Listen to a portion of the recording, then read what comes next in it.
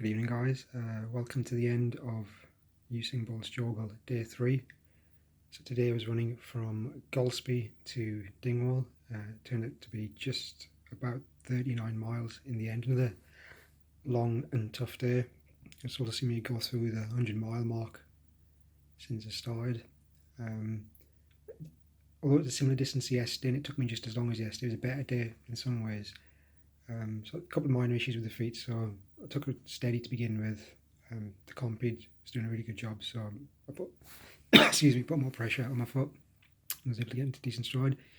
So 4 miles, got into a running rhythm, and then encountered the first uphill. Same issue with the A9 in terms of cars coming past, made it difficult. Then I came to a place called Dornoch Firth, which is this big long bridge, and there was a footpath on the side of that, so I made use of that, got some speed in, came around the other side.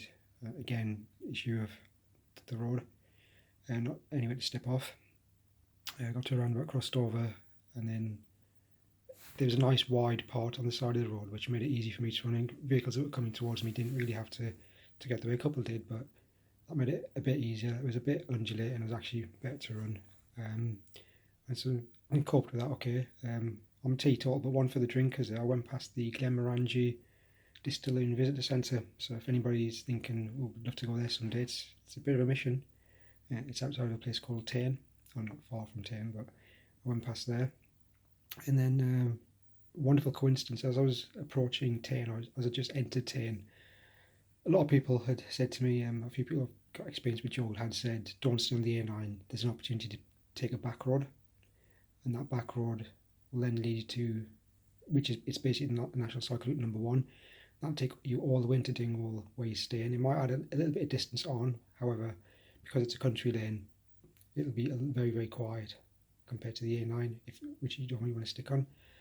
And this is just before mile 17, so as I was approaching there, I saw a car on the other side of the road go past us, and the guy indicated, it sounded his horn, and there's a little street, and he put in, and a guy got out, and so in short, he comes to us, and I vaguely recognised him.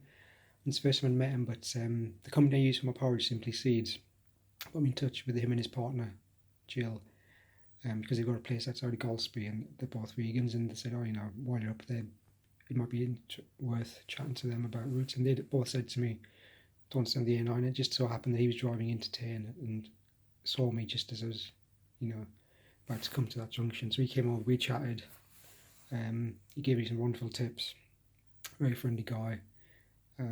Got a selfie with him, and then he just said, whatever you just turn right now and enjoy that running, which is exactly what I did. And I have to say, that was mile 17. Mile 17 to mile 31, I did make up a lot of good time.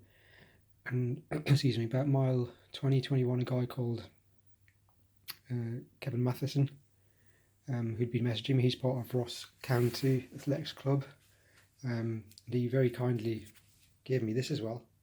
So I might collect some of these as I go around. So I'm an honorary member of Ross County Athletics Club.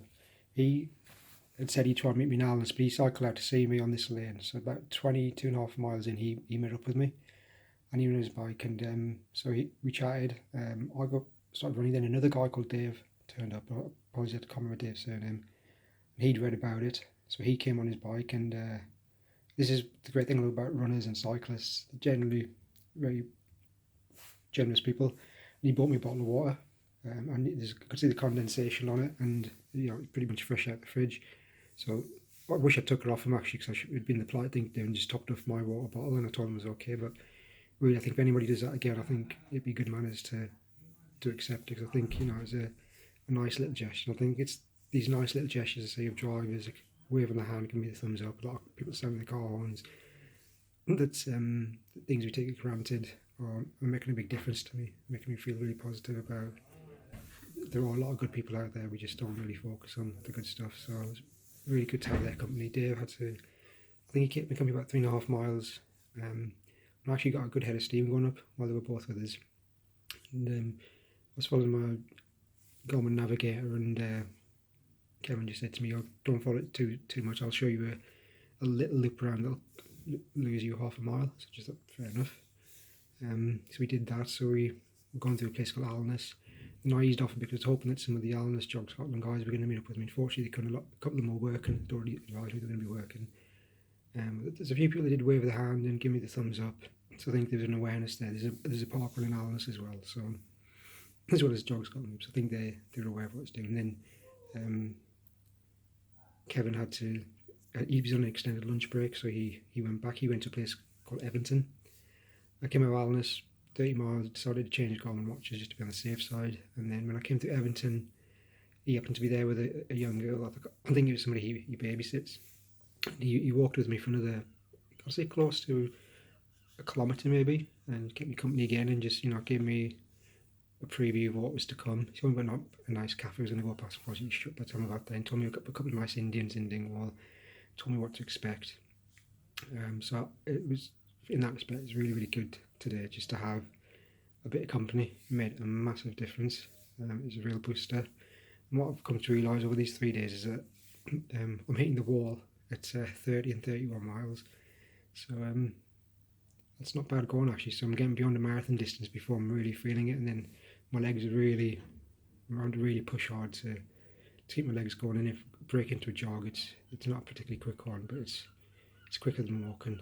So I'm just push myself on. So I'm going to the 100-mile mark today, which is good. Tomorrow is a bit lesser mileage, so we've got 2 days of almost 39 miles. Tomorrow should be about 33 and a half. So probably be finishing about similar to Monday, but it won't be as quick as Monday. I think I'll be skirting north of Inverness, alongside the River Ness for a short while. So I think the good thing about running through and around Inverness, just be running on pavements, and it's easy to navigate.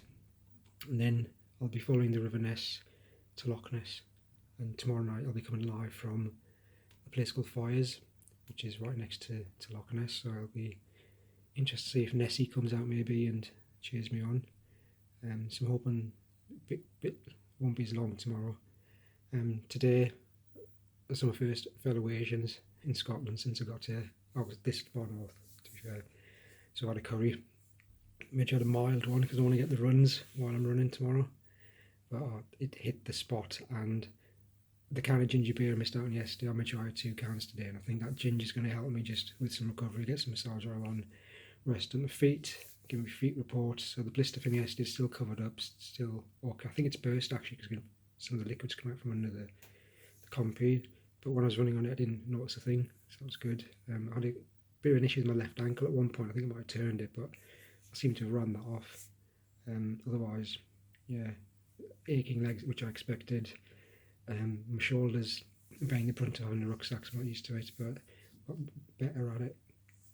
And I think, yeah, yesterday and today, certainly the 2 days it could have broken us. And just having 5 or 6 less miles to run tomorrow is psychologically giving me a big difference, a big thing for me, knowing that from tomorrow afternoon onwards I'm going to be running through some of the most amazing scenic places in Scotland, with the mountains to one side, the lochs, coming up and being able to stay at Loch Ness is going to be very, very nice. So I'm going to rest up, and I will catch up with you guys tomorrow for day 4.